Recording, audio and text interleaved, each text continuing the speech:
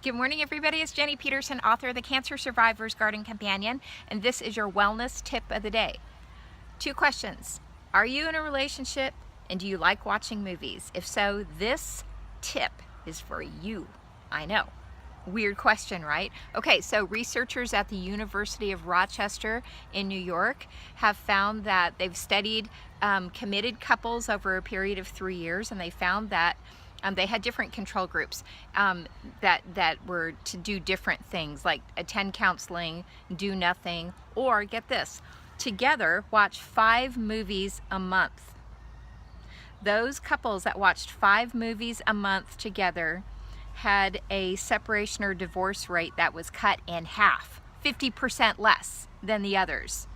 Now, how this works is over the course of a month, the couples watched 5 movies together. They would just agree on what movies they were going to watch, but the key is they paid attention to different things during the movie, like if there was the people's interactions or conversations or arguments or relationships in the movie. And the key is they talked about it afterwards. You don't just watch the movie and then just go on your way.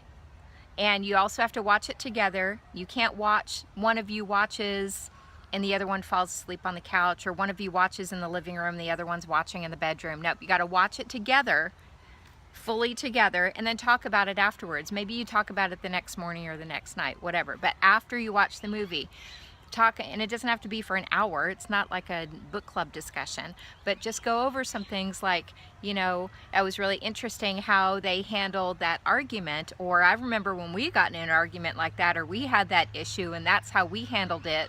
It's kind of interesting how they did.